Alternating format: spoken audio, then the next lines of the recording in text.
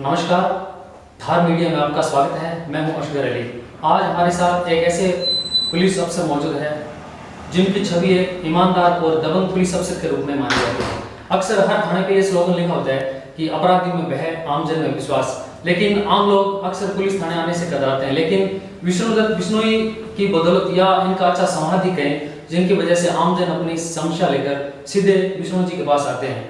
और ये जिस भी थाना में जाते हैं या जिस थाना क्षेत्र में होते हैं वहाँ एक आपसी सौहार्द और भाईचारा बना रहता है। तो विष्णुदत्त बिश्नोई जी से मेरा पहला सवाल यही होगा कि सर, आप किस तरह से लोगों के बीच ये संवाद स्थापित करते हैं कि लोग पुलिस थाने आने में बेझिझक हिचकते नहीं है और सीधे आकर अपनी समस्याएं बताते हैं। मैं जहाँ भी पद स्थापित रहता हूँ, मेरा प्रयास रहता है कि बिना किसी दबाव के, बिना किसी भेदभाव के जो भी पीड़ित है उसकी अच्छे से थाने में सुनाई हो। अगर अच्छे से सुनाई हो जाती है तो आधी समस्या उसकी वैसे ही खत्म हो जाती है। तो हमारी प्राथमिकता ये रहती है थाने में आने वाले को अच्छे से सुनना और जो समस्या का समाधान होने वाला हो उसको समस्या का तुरंत समाधान किया जाए। और सर, आपके बारे में एक चीज़ सबसे ज़्यादा प्रचलित है कि जो शराबी लोग होते हैं या जो घरेलू झगड़े होते हैं, आपसी घरेलू झगड़े, तो उनको आप थाने में आपसी सहमति से निपटा देते हैं। तो ये सर किस तरह से आप करवाते हैं? लोगों का किस तरह से उनको विश्वास में लेते हैं? आजकल जो शराब का प्रचलन है वो मेन झगड़ों की जड़ है, तो उसको जितना ज़्यादा से ज़्यादा अंकुश लगाया जा सके उसके लिए हम प्रयास करते हैं। और आपसी जो घरेलू झगड़े होते हैं उनको आपस में दोनों पक्षों को बिठा के और थाने स्तर पर ही सुलझाने की कोशिश रहती है ताकि आगे नहीं जाए, उनका समय और पैसा बर्बाद नहीं हो। और सर, एक दूसरी बात ये भी काफ़ी अच्छी मानी जाती है आपकी कि आप जिस भी पुलिस थाने में जाते हैं वहाँ का सौंदर्यीकरण में आपका विशेष योगदान रहता है और आप वहाँ के लोकल भामाशाहों को या जो भी लोग जन सहयोग से आप पैसा इकट्ठा करके और थाने का सौंदर्यीकरण करते हैं, उसकी मरम्मत साज सज्जा करते हैं। तो ये किस तरह से आप भामाशाहों को विश्वास में लेते हैं, किस तरह से प्रेरित करते हैं उनको? पुलिस विभाग में ज़्यादा बजट नहीं आता और थानों की भवन की ज़्यादा अच्छी स्थिति होती नहीं है, तो लोकल जो स्थानीय विभाग के दानदाता होते हैं उन अच्छे लोगों से संपर्क करके और प्रयास ये रहता है कि वो स्वेच्छा से थाने के लिए सहयोग करें ताकि आने वाले आमजन को और जो स्टाफ रह रहा है उसको अच्छा माहौल मिले, अच्छे माहौल में काम कर सके।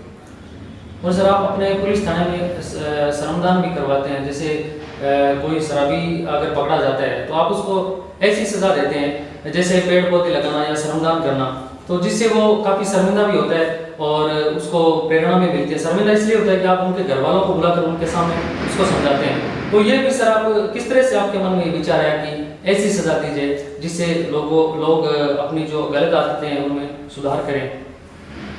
जो उसका नशा होता है वो क्षणिक होता है और वो उतरने के बाद में उसको भी पछतावा होता है कि मैं जो कर रहा हूँ गलत कर रहा हूँ, और उसका एहसास कराना ही हमारी मेन प्राथमिकता रहती है।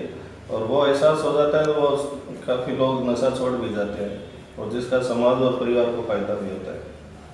और सर, आमजन पुलिस का सहयोग किस तरह से कर सकता है? यानी अपराध रोकने में पुलिस के साथ साथ आमजन का भी बहुत विशेष योगदान रहता है कि वो पुलिस का सहयोग करें। तो पुलिस का किस तरह से आमजन सहयोग कर सकता है जिससे अपराधों में अंकुश लगे? आमजन, मेरा मानना है, पुलिस का सहयोग तभी करता है जब उनको पुलिस पे विश्वास होता है। और विश्वास के लिए पुलिस अगर अच्छा निष्पक्ष होकर काम करेगी तो आम जनता को विश्वास होगा और वो होने वाले अपराध के बारे में भी पुलिस को बेइज्जत होकर सूचना देंगे। और सर, अक्सर कई बार आपसी रंजिश के कारण देखते हैं कि लोग झूठे मुकदमे दर्ज करवाते हैं, लेकिन आप जिस थाना में होते हैं तो वहाँ अक्सर ऐसे मामले बहुत कम आते हैं। तो ये किस तरह से आप लोगों को विश्वास में लेते हैं कि झूठे मुकदमों से वो दूर रहें? झूठे मुकदमों पर अंकुश लगाने के लिए सही और निष्पक्ष जांच होगी तो अपने आप नतीजा सामने आएगा। बिना किसी दबाव के, बिना किसी लालच के तो सही होगा, तो वो अपने आप ही, उनको पता है वहाँ गलत नहीं होगा, तो झूठे मुकदमे अपने आप ही कम हो जाते हैं। और सर, एक पुलिस अफसर की या माने कि पुलिस की क्या भूमिका होनी चाहिए आमजन के प्रति कि वो डरे नहीं और पुलिस और जनता का संवाद बना रहे? तो किस तरह से जो आपसी संवाद है वो आसान हो पुलिस और जनता के बीच? पुलिस को किस तरह से होना चाहिए? आजकल पुलिस का यही काम है कि आमजन में अपना विश्वास पैदा करना, ताकि पुलिस लोगों पे हुक्म चलाने के लिए नहीं है, उनकी सेवा के लिए, उनकी सुरक्षा के लिए। तो उनके अपने आप को सुरक्षित महसूस करें और जो भी उनको लगे भी कोई समस्या आ रही है तो उसकी पुलिस से मदद ले, तो पुलिस हमेशा आपके लिए तैयार है। और सर आजकल देखते हैं कि युवा है वो अपराध की ओर अग्रसर है, काफ़ी कम उम्र के युवा हैं जो पढ़ाई के साथ साथ नेताओं के अनर्गल बयानों के कारण या कुछ असामाजिक तत्वों के बहकाव में आकर कुछ गलत काम करते हैं। तो युवाओं को आप क्या संदेश देना चाहते हैं कि वो अपने करियर पर ध्यान दें, अपराध के रास्ते में अपनाएं?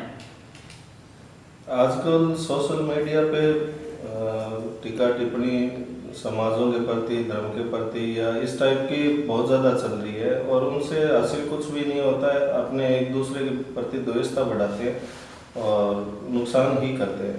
इन चीज़ों की तरफ ध्यान नहीं देके अपने पढ़ाई और अच्छे काम में, अपने अच्छे रोजगार की तरफ ध्यान दें ताकि आगे अपना भविष्य सुरक्षित रहे। और सर आपके जीवन में कोई ऐसा मामला, इंटरेस्टिंग मामला बताएं जो काफ़ी यादगार रहा हो, जिसकी बदौलत यानी किसी का अच्छा काम हुआ हो? तो ऐसा कोई मामला आपके जहन में है, याद है, जो आपको हमेशा याद रहेगा?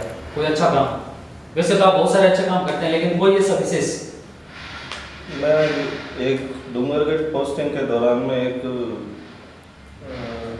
व्यक्ति जो इनोसेंट था और वो फंस गया था एक NDPS के मामले में। बस में सूचना मिली थी कि 3 करोड़ और कुछ रुपए की हीरोइन है और साथ में कुछ एक्सप्लोजिव का भी सामान था, लेकिन उसमें गहनता से जांच की गई तो वो मामला फर्जी निकला और उसको किसी ने फंसाने के लिए वो बस के अंदर उसकी सीट के नीचे रखा था। सही अनुसंधान होने से वो आदमी बच गया, वरना NDPS के मामलों में आजीवन कारावास तक की सजा है और वो आदमी सेना में नौकरी करते हुए और उस मामले में अगर सही अनुसंधान नहीं होता तो फंस जाता। वो एक यादगार मामला है और उसने भी महसूस किया कि मुझे नई जिंदगी मिली है। और सर आप जब क्योंकि हर आदमी की अपनी अपनी हॉबी होती है, सर आपकी हॉबी क्या है? जब आप खुश होते हैं तो क्या सुनते हैं या क्या करते हैं?